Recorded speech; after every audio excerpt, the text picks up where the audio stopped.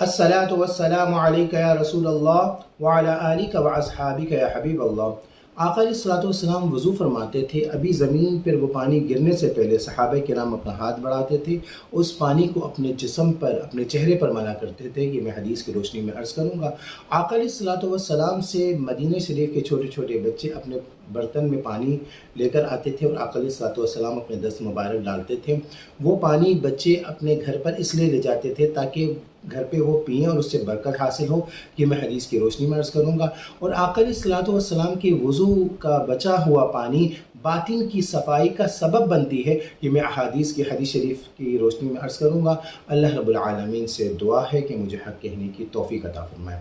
بخاری شریف حدیث نمبر 189 کتاب الوضو، مسلم شریف 503 نمبر حدیث، کتاب الشفا میں بھی یہ روایت ہے۔ قاضی ایاز بن مالک رحمۃ اللہ علیہ نے باب تعظیم النبی، دلائل النبوہ، امام بحقی نے جلد نمبر 1 صفحہ نمبر 286 میں ہے۔ حضرت انس بن مالک رضی اللہ تعالیٰ عنہ سے بھی روایت ہے۔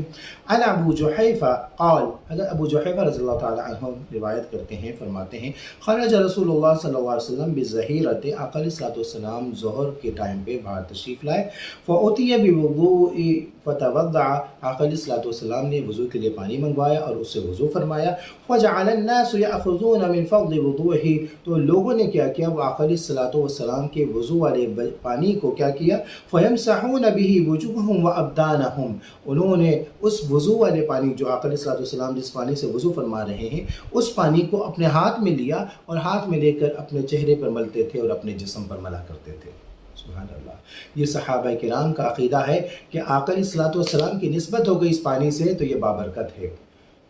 یہ آقا علیہ الصلوۃ والسلام نے کسی، آپ قرآن اٹھا کے دیکھ رہے، کوئی حدیث اٹھا کے دیکھیں، آقا علیہ الصلوۃ والسلام نے یہ نہیں فرمایا کہ میرا وضو کا پانی اپنے جسم پر ملو، اپنے چہرے پر ملو، یہ نہیں فرمایا، لیکن یہ کسی کتاب میں موجود نہیں ہے۔ یہ عشق کی بات دلوں میں ہوتی ہے۔ یہ صحابہ کرام کو منع بھی نہیں فرمایا۔ آقا علیہ الصلوۃ والسلام دیکھ رہے ہیں، آقا علیہ الصلوۃ والسلام دیکھ رہے ہیں کہ صحابہ کرام جو ہے آقا علیہ الصلوۃ والسلام کے وضو والے پانی کو اپنے چہرے پر مل رہے ہیں، اپنے جسم پر مل رہے ہیں، تو یہ محمد صلی اللہ علیہ وسلم سے محبت ہے، تو آقا علیہ الصلوۃ والسلام نے اس کو منع نہیں فرمایا، اور صحابہ کرام کا عقیدہ ہے یہ کہ بابرکت پانی ہے۔ اب آئیے دلائل النبوہ، یہ سیرت ابن اسحاق میں بھی یہ روایت ہے، دلائل النبوہ میں امام بحقی روایت فرماتے ہیں، اور مشکات شریف، مشکات المصابیح، باب فی اخلاقہ شمائلی، صفحہ نمبر 519 میں بھی ہے۔ وَكَانَ الصُّبْيَانُ يَجِيئُونَ بِالْقِرَبِ، مدینہ شریف کے چھوٹے چھوٹے بچے جو ہے وہ مشکیزہ لے کر آتے تھے۔ فَيَضَعُ رسول اللہ صلی اللہ علیہ وسلم يَدَهُ فِيهَا، آقا علیہ الصلوۃ والسلام اس مشکیزے میں جو پانی ہے اس میں ہاتھ مبارک، اپنا دست مبارک ڈال دیتے تھے۔ فَيَذْهَبُونَ بِهَا إِلَىٰ أَهْلِهِمْ، وہ بچے جو ہے وہ پانی لے کر جاتے تھے اپنے گھر والوں کے لیے، کیوں؟ فَيَشْرَبُونَهُ تَبَرُّكًا، تاکہ اس کو پئیں اور برکت حاصل ہو۔ تو صحابہ کرام کے بچوں کا بھی عقیدہ تھا، تو لہٰذا ہمیں اپنے بچوں کی بھی اصلاح کرنی ہے، اپنے بچوں کی گھٹی میں، اپنے بچوں کی دل میں آقا علیہ الصلوۃ والسلام کی محبت پیدا کرنی ہے۔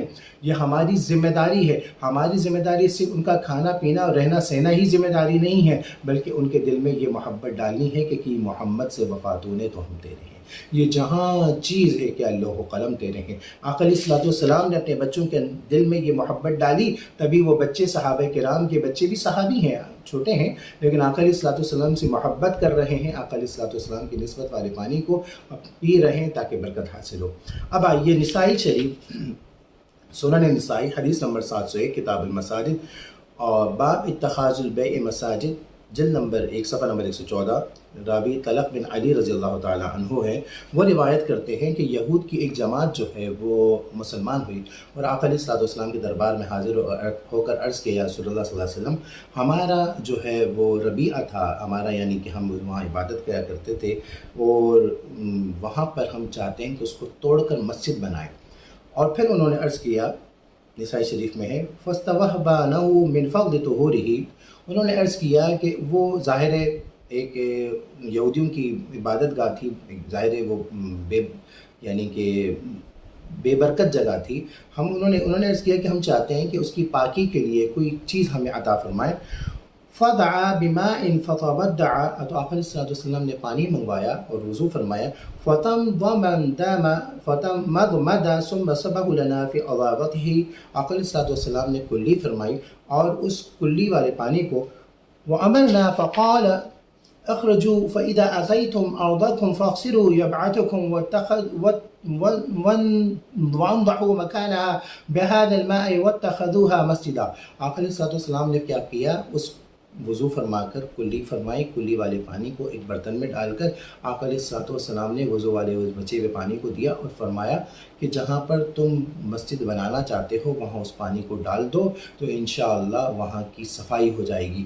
تو پتہ یہ چلا آقا علیہ الصلوۃ والسلام کے اس عمل سے پتہ یہ چلا کہ آقا علیہ الصلوۃ والسلام کے وضو والے پانی کی نسبت جس سے ہوئی ہے وہ باطنی صفائی کا سبب بنتی ہے.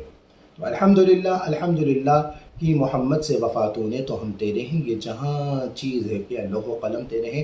الحمدللہ ہم اہل سنت والجماعت کا عقیدہ عین قرآن اور حدیث کے عین مطابق ہے.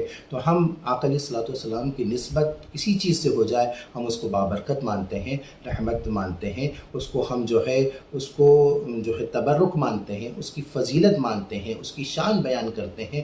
تو یہی طریقہ کار صحابہ کرام کا تھا، وہی عقیدہ الحمدللہ اہل سنت والجماعت کا ہے. وآخر دعوانا الحمد